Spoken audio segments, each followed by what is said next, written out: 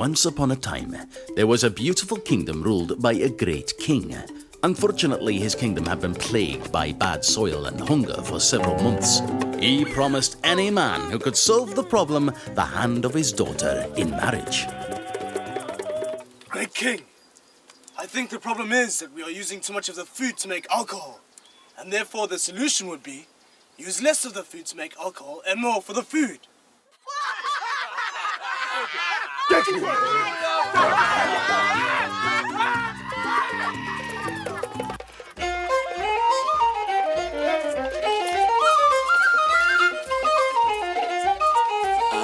Great king, I think the problem is you're wasting too much of the grain on food. If you use all the grain to make alcohol, then your people forget all their problems.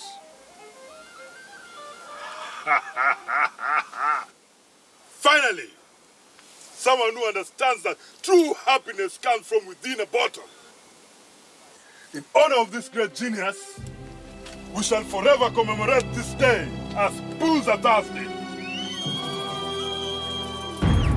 And so, the tribe turned all their grain into alcohol and drank their way through the entire harvest. In the morning, they awoke with a strange pain in their heads. Slowly and surely, they started to become hungry, and soon the noises of hunger could be heard for miles around. They looked high and low for Solly Stumbler to hold this rogue to account, but he had disappeared in the night, and all they found in his hut was the princess. And forever, the mysterious note remained, mysteriously mysterious. Solly Stumbler, keep crawling.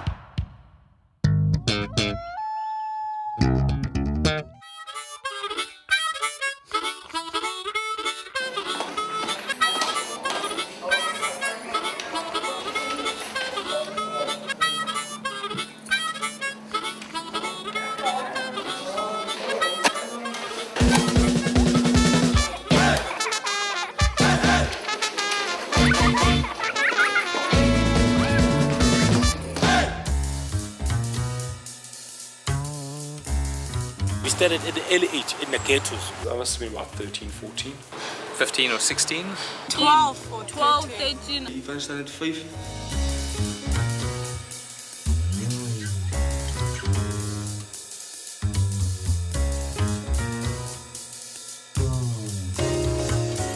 Do you see like a lot of people around you drinking? Yes. We get exposed to alcohol at a very early age. Everyone is drinking. Because, you know, my parents might tell me that, hey, you guys can't go in drinking. But they come to these very same venues and people their parents' age or their parents are in those beer tents, you know, drinking up. And I mean, those are the same people that are driving these kids home. Wat dinge het julle gesien? Hulle op mekaar skiet. Hulle skiet so 2 keer na weekend. En hulle salama. En hulle baklei. Hulle baklei. En hulle kan kook. Salama. Almal van julle? Ja. Okay, en as julle bak? Salama. Ja, ek was baie bang. Salama kan doodgaan. I'm telling kids, say no to drugs and, you know, like live a positive lifestyle.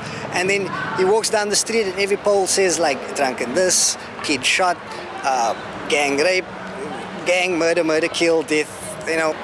By the time that kid gets to school, he's depleted, you know, like he thinks of himself as like being, well, that's where I live, that's how it is, you know. He's like, I mean, why should I go to school if it's like that? The young people are saying, well, we're not doing drugs, we're only doing alcohol, which is also substance abuse. We need to educate them that anything that is mind-altering, altering your perception of how you must do things is a problem. We have to remember that alcohol is essentially a drug.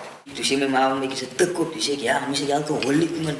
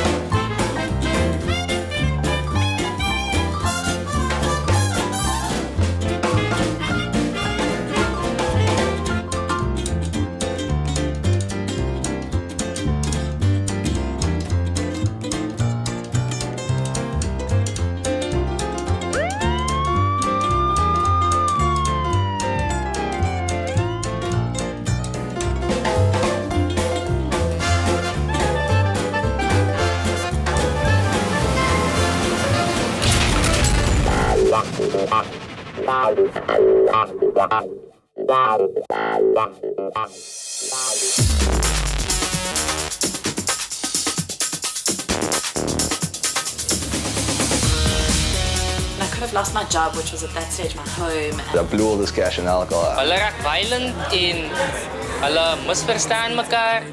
Music for the beat, yeah. That's why we do it. Beat me. Yeah.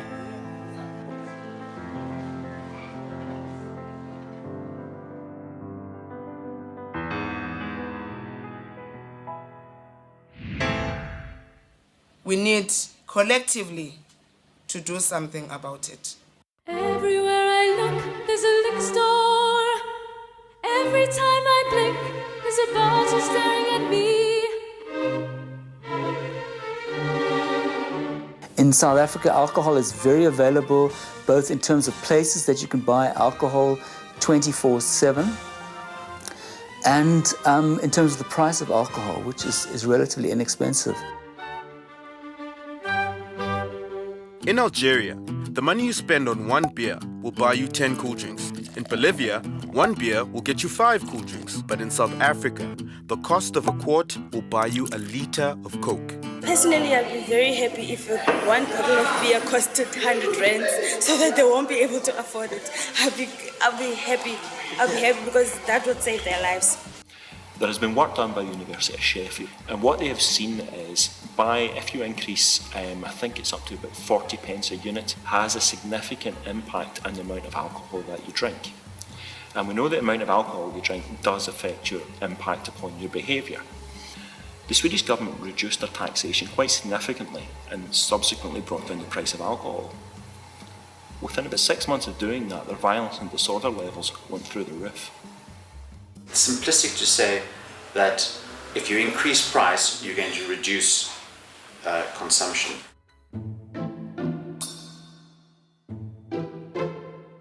Essentially, it comes back down to individual choice. We can't make the decision for them, but we can do a lot to help them become informed. It's like SAB, draw the line, drink responsibly. But that's the last 5 seconds of the ad. The first 25 seconds is showing like a rock and roll party. If one is exposed to many advertisements about drinking and full drinking, and then one is exposed to maybe 1 in 100 advertisements for responsible drinking, how do you think then that people can make informed decisions? I think that's stating the situation simplistically, Jay. You're looking at one communication channel when you say that. The interventions work on numerous levels. So when we advertise, for example, on television or on radio, that's an easily identifiable channel. What's less known is how often we go out into communities and spread the message, and publications we put out. If the approach of selling alcohol is through mass media, why is the approach then of responsible alcohol use sort of small numbers of people being educated versus like a mass media approach? Well, we do use the mass media approach. We use it through the ARA. But we also believe if you want to change behavior, people need to see your body language. They need that one-on-one contact. So we do switching brands is changing behavior. Yes, but the intent of advertising the brands will be different to the intent of trying to inform people. But isn't it all about changing behavior though? But for different reasons. You need to think about the current situation. The people are forced to listen to how great drinking is all the time, through advertisements on television, radio, billboards, etc. How often do people hear any other message other than that? I won't allow anymore the advert of alcohol. You're not allowed to buy cigarettes, or advertise cigarettes, but you're allowed to advertise alcohol. And alcohol is killing more people than what cigarettes are. We forget just how impressionable we were as kids, you know. We buy into stuff. Developed communities should be, in fact, to take up these issues with these companies. You speak to parents and they say schools aren't doing enough, and you speak to schools and they say parents aren't doing enough, and everybody points to the government and says they're not doing enough. It comes down to your own principles and morals, where you draw the line. And very often the solutions are far closer to home than we think. Most of the problems caused by alcohol use disorders are caused by the binge drinkers.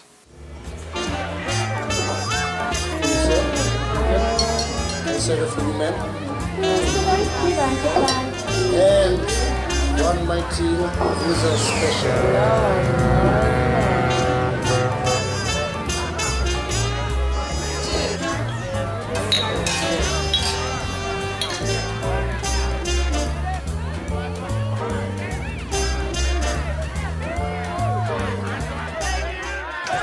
This is a test.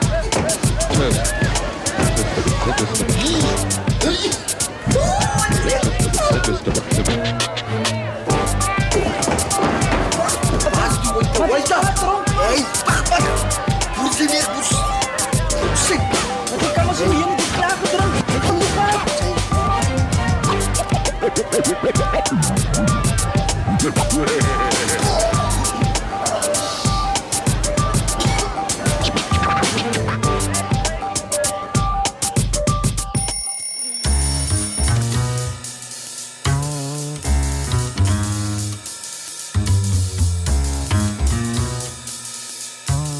Can answer positive on one of those questions, you must watch out.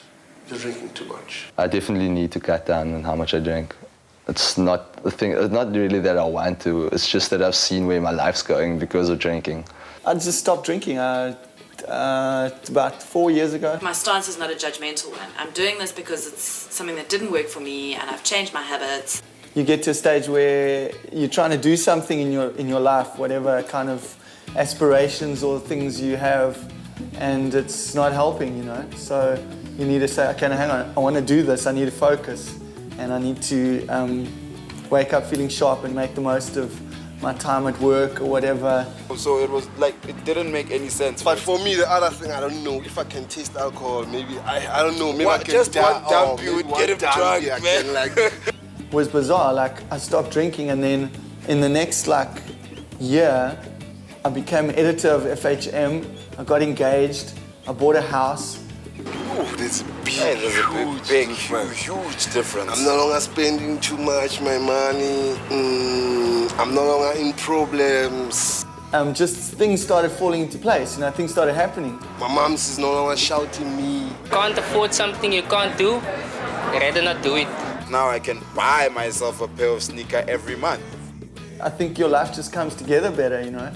I know that I'm not going to get into any crazy, embarrassing situations, or, you know, I know that I'm actually going to be fine and I'm going to wake up in the morning and I'm not going to have done anything that I regret. I hear a lot of people that wake up the next morning, they're like, what the heck happened? I mean, and they say like, you know what, I think we had a smashing time last night. You know what I mean? Like, what's the comparison? And I've been with some people that have like passed out at the beginning of a party and said that they had so much fun. And I've just seen them laying there the whole night. You know, so I mean, if that's your fun, then what can I say, you know? The first drink I ever had was at 23 years old. But it gave me an incredible perspective once I had started, because I knew I had fun before and I had fun after. So the alcohol didn't make terribly much of a difference to me. Om lekker te voel is iets wat ek eintlik self doen. Ek kweek dit binne in my. Dit mag snaaks klink, but dat is iets wat jy kan self doen. We just say no alcohol at all. Don't drink. Oh, water, oh, juice. People with substance dependence disorders need to abstain. I got help through a fellowship, through a 12-step fellowship, which I still go to this day. The first time I tried to stop drinking, I'd stopped drinking, so that probably means I wasn't an alcoholic. But then you can't like start drinking again because you weren't an alcoholic, because that maybe means you were an alcoholic. So it's like one of those bizarre mysteries, you know. People with substance abuse problems perhaps just need to cut down. Introducing the 5-Step Drunkless Drinkers program for drinkers who want to avoid this, or this, or this. The 5-Step Drunkless Drinkers program. Step 1, eat. Step 2, drink. Step 3, call an ambulance. Step 4, don't shoot. But if you're already drunk and you want to drive, the only thing that'll help you is this. The 5-Step Drunkless Drinkers program. If people want to get drunk, rather do it at home. Drink, get drunk, go to bed, sleep. Wake up in the morning, nothing's done. You didn't fight with anyone. You didn't crash your car. You're not in an accident. You get what I mean? I don't want fighting, I don't want to make quarreling with somebody. Now I'm okay. We don't want violence, we need peace. So now we are finishing now. It's just the last sausage now. We are going to sleep now. Out in the peace, now it's late now. Yes, now it's to 10. 11 o'clock, we can't reach 11 o'clock. See, we go. I don't want to get trouble. So wenze njalo namams uze ukwazi umanage abantu babangathi balwe. Thethe nabo first. So I never drink.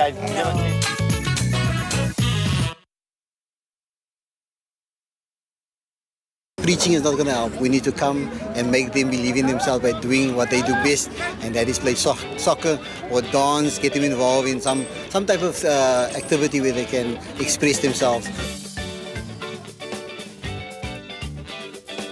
There's no recreational facilities provided for these young people, and that's why they're on the road. Street soccer was one of the things that we made use of. There's teamwork, there's exercise, there's mental choices you have to make in playing with the ball. Don't allow yourself to have some free time that you can be tempted to do like alcohol and stuff. You just gotta keep yourself busy. That's why we're spending our time playing rugby, getting out of the influences. We were from the Lentegeur area out in Mitchell's Plain. We took a lot of facilities out of our own pockets over there. We are not sponsored by anybody or whatever. We do it out of our concern, and we do it out of love, and we do it because we want to do it. We want to be part of this community.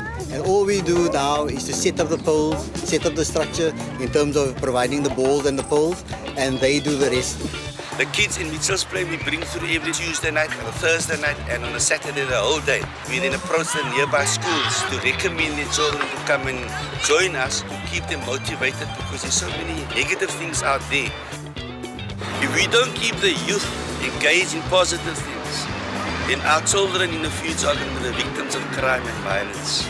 It's as simple as that. Wil julle alcohol drink? The more positivity we were busy with, the more they became positive. And the more they became positive, it brought the reduction in a lot of the activity, the gang activity, negative activity. And that's 4 hours of just being here. It's become our haven. We are safe. Nobody shoots, there's no breaking of glass or anything. It's a safe haven. Feel Good is basically using the elements of hip-hop, which is MCing, DJing, b-boying and graffiti art to spread positive messages. This is my first time here and I want to experience it because they keep on talking about it, and so I just want to see what it's all about. There's a lot of competition, different types of dancing obviously. Me being a non-drinker, maybe it's the way I grew up, but I like to be unique. Musiek is my alcohol. Die crew wat ek in is se naam is Skypewig Records en ons doen local music, Amerikaans. Maar die goed is wat ek doen het baie impak.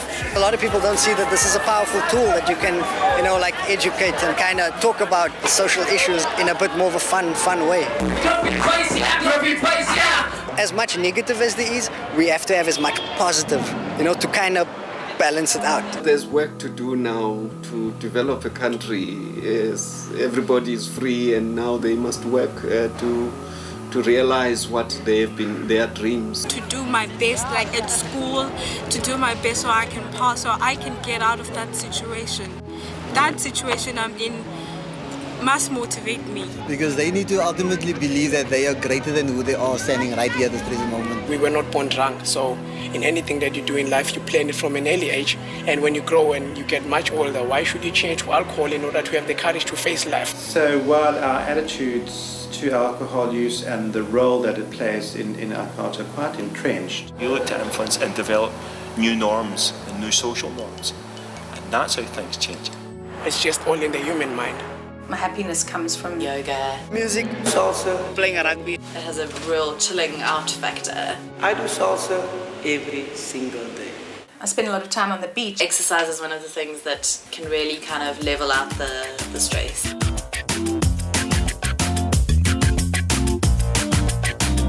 I wanna let my soul shine bright and brighten up the night. I wanna let my soul shine. Good music, good people, good conversation. You just visit a home of one of our friends. All you need is energy, vibe, that's all you need. Things do change over time. If we look at smoking's changed over time. There's people like Cook, there's people like Gabos Kote, there's people like Gumshev. All of us, when we're on stage, we're trying to give out like a different message, like to the society. Get out there, get involved in your community, start your own little neighborhood, start your own little get together, and young people will see and learn from that. It is time for action. No matter where you come from, no matter what area you live in, you can make a difference.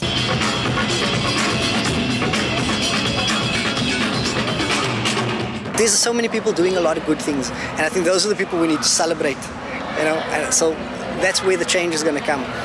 It's an exciting time for us. Shut up, just